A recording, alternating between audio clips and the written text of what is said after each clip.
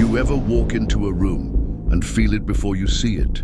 That low hum of disbelief, the air so thick with judgment, it sticks to your skin like humidity in July. That's what Linn West felt the moment she stepped through the glass doors of Wexley and Brandt, downtown Chicago's pride and poison. Black pantsuit, no frills, no gloss, just grit, no designer bag, no flashy heels, just a plain leather tote and a spine made of steel, though they couldn't see that yet. She wasn't there to impress, she was there to observe, but they didn't know that, not yet. To them she was the assistant, a filler, a nobody, a woman sent to run reports and refill spreadsheets. What they didn't know, what no one knew, was that Linn West was more than a mystery in slacks. She was the newly appointed regional director, sent in undercover by the board of Wexley and Brandt itself to investigate a cancer they'd ignored for too long. There had been complaints, many, racial bias, toxic leadership, a culture that favored cruelty over character. The board wanted answers, so they sent a weapon, a quiet one, a storm in disguise. They sent Linn day one, and the tension was already cutting her skin. The office looked like it belonged in a Forbes feature. All brushed chrome, espresso machines, minimalist desks. Art so abstract it looked like lies. And people, colder than the marble floors they walked on. Not a single person met her eyes. They shook her hand like it was infected. They smiled like it hurt, and then came the whispers. She must be temp. New admin. Whose intern is that? They didn't know she clocked every word. Linn didn't react, not even once. She observed, silently collecting evidence like a ghost with a notepad. Day 3. She received her first real test. Emails she never saw. Meetings rescheduled without her name. Invites accidentally left off her calendar. She walked into a break room to sudden silence. 3 cups of coffee, but no one offered her one. Instead, she was greeted by mid-40s, white, bitter in the mouth, and bright in the lipstick. The queen bee of toxicity, the kind who weaponized her smiles and sliced with her sarcasm. "We're a clean-cut culture here," Renee said, brushing lint that wasn't there from Linn's jacket. "Image says everything. This isn't a charity project." Linn just blinked. "Good to know," she said, though her pen was already moving in her head. That comment went in the file. Date, time, witnesses, word for word, because Linn wasn't just there to survive. She was there to dismantle. Week 2 and the storm clouds rolled in. It was a Thursday, the big weekly strategy sync, translation. The staff sat around a table while Renee performed her cruelty. Linn sat at the end, quiet, precise, notebook open, pen steady. The bagels were stale. The air was worse. Renee paced at the front like a TED Talk dropout, then paused, turned, grinned. "Linn, do you mind standing up?" she purred. "Let's talk about professionalism." The room shifted, eyes locked on her, some amused, some uncomfortable. Linn stood slowly. Renee walked around her like a shark.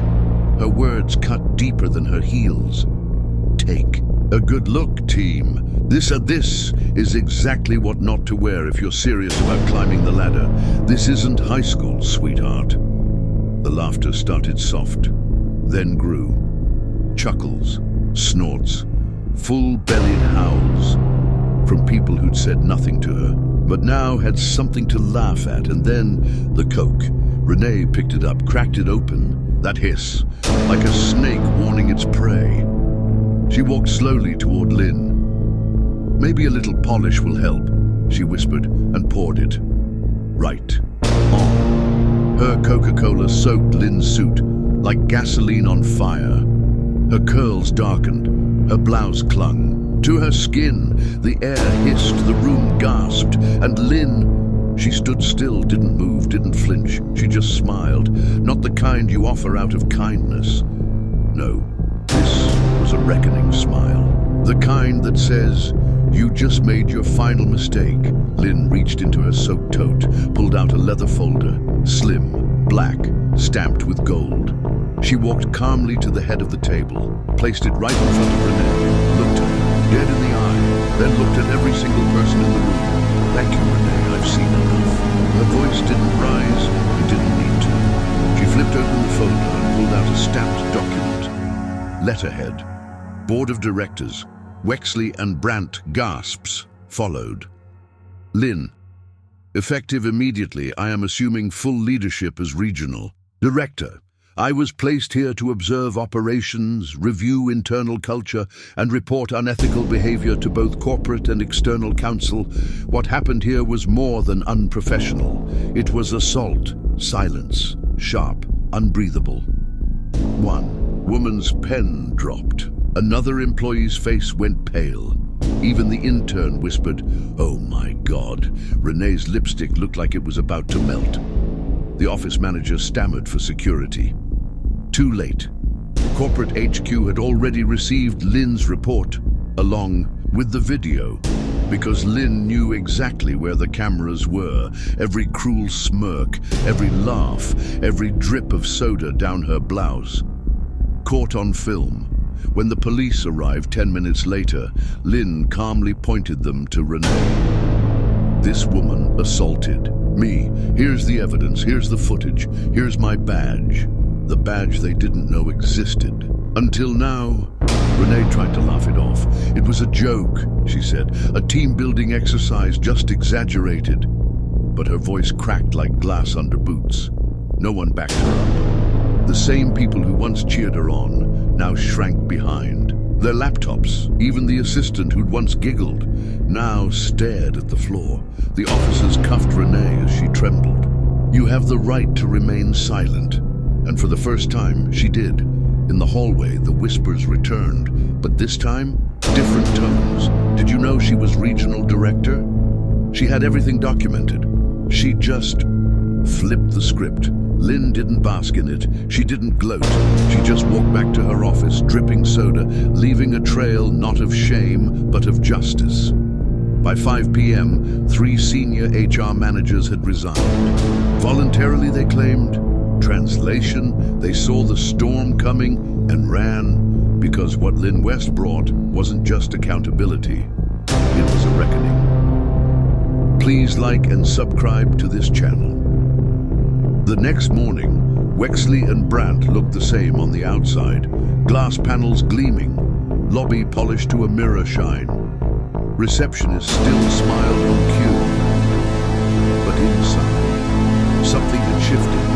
You could feel it in the elevator. That breath people hold when they're walking into the unknown. Because Linn West wasn't just here to make a point, she was here to rewrite the system. At 9 a.m. sharp, a firm-wide email dropped into every inbox. Subject line, incoming envelope, 10:00 a.m. Mandatory team meeting, no context, no smiley face, just bold letters and one non-negotiable word. Mandatory, 10:00 a.m. The conference room, the same room where humiliation once reigned, now felt like a courtroom. Employees trickled in like students caught cheating. Some wore guilt, others wore arrogance. A few wore panic like perfume, loud and bitter. Then she walked in. Linn West, dry suit, crisp white blouse, braided hair pulled back like a crown of war. Not a single drop of soda this time, just presence.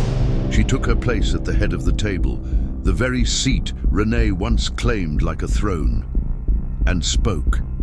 "I won't sugarcoat this." Her voice was clear, firm, calm, but no less sharp than a blade. What happened in this office was disgusting, and it's been happening for far too long. Eyes dropped. No one dared interrupt. "I saw how you laughed, how you ignored emails, how you let people like Renee tear down others in the name of culture. That ends now." A chair creaked, someone coughed, and then a whisper, low, arrogant, from the back. "Guess it's open season now," he muttered to a colleague, but Linn heard, and she turned. "You want to speak? Go ahead. This is the only time I'll let anyone pretend they didn't know what was going on." Silence. Exactly. She clicked the remote. The wall lit up behind her.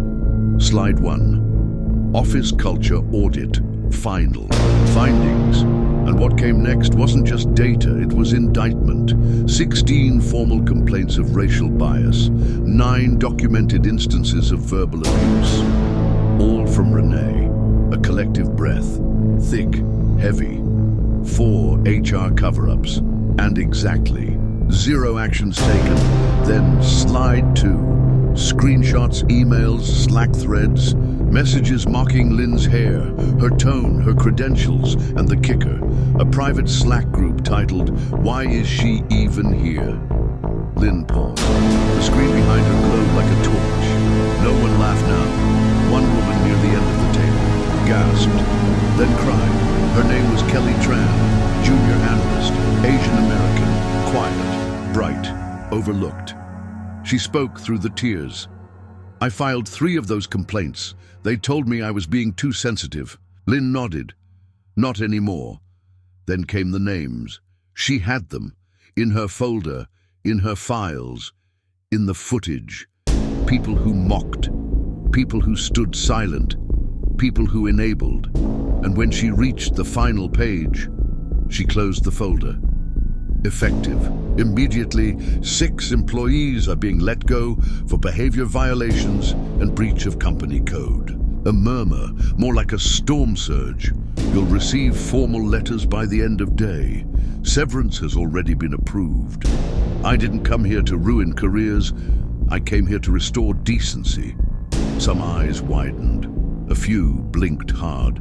Others just stared, like prisoners hearing a sentence. Then she said something no one expected. The rest of you, you get a second chance. The room stilled. Because in a world like Wexley and Brandt, second chances didn't come cheap. And Linn wasn't, handing them out like candy. She was watching every word, every reaction, every pivot, because redemption wasn't free. It was earned. That day, she sat with every team member one by one. No assistant, no recording device, just conversation, just truth. Kevin Marks, mid-level consultant, had laughed during the Coke incident, had also left 3 different employees off projects for cultural fit reasons. He came in sweaty, couldn't meet her eyes. I just followed Renee's lead, he mumbled. I thought, that's how it worked here. Then leaned forward, and if I wasn't who I am, if I didn't have this title, would you be sitting here right now, or would I be sitting in a bathroom crying?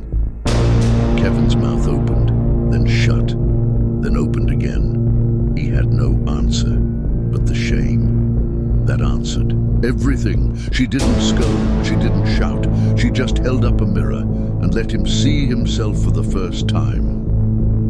Kelly came next. Eyes red, but voice stronger. She told Linn about the meetings she wasn't invited to. The lunchroom whispers, the jokes about her accent, and Linn didn't take notes. She didn't need to. It was already logged. Instead, she said something Kelly hadn't heard in months. Thank you, not for survival, but for speaking. The whole office watched from behind blinds, through hallway windows. As power shifted, this was no longer Wexley and Brandt, the kingdom of bullies and whispers. It was becoming something else, something foreign, something better. And just when they thought Linn had done enough, she raised the stakes. She called. A second meeting, smaller, just managers, and she brought someone with her, a woman with box braids, smart heels, eyes like an X-ray machine, Elena Foster, newly hired director of HR, and she didn't come to shake hands. She came with a binder titled Reconstruction, and inside it, a full breakdown of every policy that had enabled the rot, anonymous, reporting channels, equity training with teeth, a new hiring review board, a zero-tolerance framework signed by the CEO himself. 2 weeks. That's how long it took to flip the foundation. In that time, 3 more people resigned, 2 requested transfers, and the interns started smiling again, because they knew someone was finally watching. One afternoon, as Linn returned to her newly labeled office, Yes, the nameplate now read Director West. She found a box on her desk. Inside, a note. You changed my life. I used to think I didn't belong either, but watching you stand up helped me believe I could too. Signed, Kelly.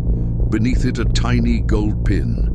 One word engraved, still I rise. And for the first time since she walked into that snake pit, Linn let herself feel it.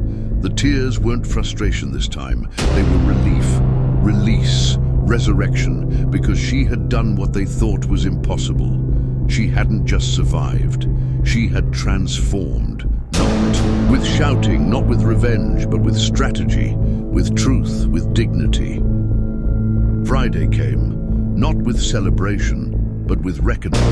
Wexley and Brandt was no longer whispering. It was holding its breath, because Linn West was sending out her final message. Not just a statement, a standard. At 3 p.m., every inbox pinged. Subject line, "This is what accountability looks like." No one dared ignore it. Not after what they'd seen, not after what she'd survived. They opened it, together, in cubicles, in break rooms, in corners of silence, and read. Accountability isn't about firing the loudest villain. It's about changing the system that allowed her to lead. If you laughed during the Coke incident, I forgive you, but don't think I forgot. If you stayed silent, speak up next time. And if you've ever felt like you didn't belong here, let me be crystal clear. You do. This place is yours now too. Linn West. In that moment, no one could pretend they hadn't been part of it. The silence, the snickering, the complicity, because Linn didn't bring just evidence. She brought clarity, a mirror to the soul of the office, and a torch to light its darkest corners. The following week, change wasn't a PowerPoint slide. It was visible. New policies. Hit like thunder. Mandatory inclusion audits for every department. Anonymous culture reviews, conducted quarterly. A standing equity task force. One rep from every floor, every voice, every background. Even the janitorial staff had a seat at the table. Linn insisted on it. The CEO himself visited. Walked the halls in linen and shame. Sat in the very boardroom where the Coke had spilled. And listened, really listened, to interns, to analysts, to Kelly, to Linn. When he spoke, his voice trembled. We failed you. You didn't fail us. We failed you by making silence profitable. Linn didn't clap. She didn't need to. She'd already won. But victory wasn't what she came for. She came to build. One morning, she passed a hallway once heavy with side eyes and heard laughter, real laughter, inclusive, warm. She paused, smiled, then kept walking. By mid-month, the firm looked different, not in furniture, but in energy. People asked questions, people apologized, people stayed late, not from fear, but from belonging. And for the first time in company history, the internal HR dashboard recorded a 95% approval rating on the monthly. Respect and workplace fairness scale. Someone printed that out, taped it to the break room fridge. Below it, a sticky note. Linn West did that, but the story wasn't over. Not for her, because beneath the steel, beneath the poise, beneath the badge of director, was a woman who had once nearly quit this world altogether. You see, years before, Linn West sat in a different office, in a different city, being told by a white supervisor, "You're talented, but your look, it's just not brand." She'd walked home that day in the rain, cried so hard her umbrella snapped, and promised herself, "If I ever have power, I'll make sure no one ever feels like I do right now." That memory, it stayed with her, guided her, protected her. So when Kelly gave her that lapel pin, "Still I rise," it wasn't just a gift, it was a confirmation. Final Friday of the quarter. Linn stood in the glass elevator, alone. 30 floors above the streets of Chicago. Beneath her, the city moved. People rushed, stories unfolded. Injustices whispered, and behind her the office she changed, brick by brick, policy by policy, one confrontation at a time. Her reflection caught the glass. Not the woman they mocked, not the woman they laughed at, not even the assistant. They ignored. But the leader, the reckoner, the architect of change.